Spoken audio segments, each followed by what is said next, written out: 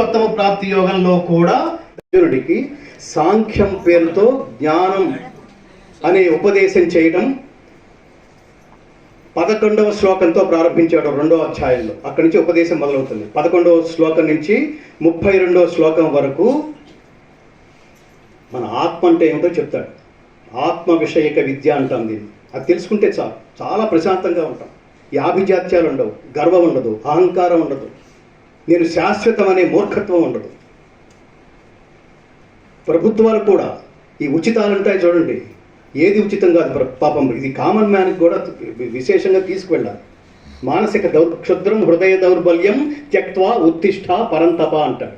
నీచమైన ఈ మనో దౌర్బల్యాన్ని వీడి యుద్ధానికి సంసిద్ధుడవై లే అని అర్జునుడితో అన్నాడు. కృష్ణుడు అర్జునుడికి గీతోపదేశం ప్రారంభిస్తూనే లాస్ట్కి లెంపకాయ కొట్టినట్టు ప్రారంభించాడు. చాలా సింపుల్గా చెప్పలేదు, సైలెంట్గా చెప్పలేదు, ప్రశాంతంగా చెప్పలేదు, సాత్వికంగా చెప్పలేదు. క్లైబ్యం ఆస్మగమ పార్థ, క్లీపత్వం వదిలిపెట్టు. కొజ్జాలాగా మాట్లాడుతున్నావు నువ్వు, అంత మాట నేశాడు. నపుంసకత్వాన్ని వదిలిపెట్టు.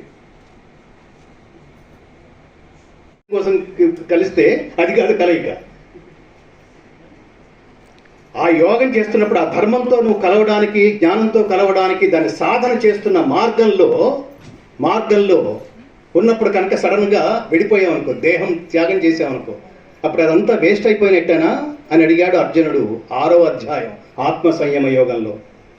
ఆయన అన్నాడు, శ్రీకృష్ణ పరమాత్మ సమాధానం. భగవద్గీత గొప్ప విషయం ఏంటంటే జీవితానికి సంబంధించిన ఏ సందేహమైనా అడగండి, ఆ సందేహం భగవద్గీత మాత్రమే ఈ ప్రపంచంలో నివృత్తి చేయగలదు.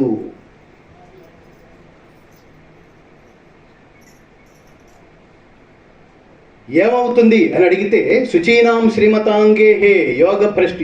ఈ యోగ మార్గంలో వెళ్ళేవాడు యోగ భ్రష్టుడైపోతే అదే వృధా కాదు. నెక్స్ట్ సినిమా లాగానే ఇంటర్వెల్ ఎక్కడైతే అయిపోతుందో, ఇంటర్వెల్ తర్వాత మళ్ళీ అక్కడి నుంచి ఎక్కడైతే ఆగిపోయిందో అక్కడి నుంచి ఎలా అయితే ప్రారంభం అవుతుందో జీవితం జన్మ కూడా అంతే. ఎక్కడ ఏ కార్యమైతే ఏ కర్మ అయితే చేస్తూ చేస్తూ చేస్తూ దేహం చాలిస్తావో తర్వాత జన్మ అక్కడి నుంచి పడుతుంది. అది నీ చేతిలో లేదు. పుట్టడం మన చేతిలో లేదు, మరణం మన చేతిలో లేదు, ఎవరింట్లో పుడుతున్నాం మన చేతిలో లేదు, ఎలా పోతున్నాం మన చేతిలో లేదు.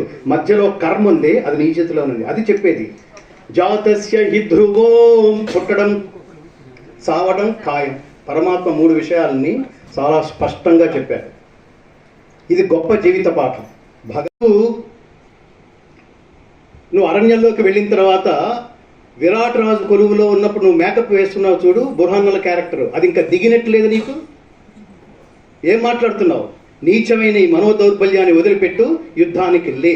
భగవద్గీత చదివితే ఏమొస్తుందంటే, కేవలం ఇక్కడ గుర్తుపెట్టుకోండి, చదివితే అని నేను ప్రతిసారి మాట్లాడుతున్నప్పుడు దాని అంతరార్థం ఏమిటంటే, చదవటం అంటే అర్థం చేసుకుని ఆచరించేంతగా, జీవితకాలంలో ఎప్పుడూ మరిచిపోనంతగా దాన్ని అభ్యసిస్తేనే చదువు అంటారు. ఊరికి ముక్కును పట్టుకుని పిల్లలకు కూడా చెప్పవలసింది అదే. మార్కుల కోసం, ర్యాంకుల కోసం చదవకండి, జ్ఞానం కోసం చదవండి. మాకు టీచర్ ఉండేవారు, ఆయన దాన్ని ఎంత అంటే మీరు దీన్ని ఏమంటారంటే, మీరు ఏ విద్యనైతే జీవితంలో మీరు ఎంచుకున్నారో దాంతో మమేకమై సంచరించండి తప్ప అది వేరుగా మీరు వేరుగా ఉన్నంతకాలం మీరు ఆ యోగాన్ని సాధించలేరు. గుర్తుపెట్టుకో, మీరు దానికి రెఫరెన్స్ అవ్వాలి.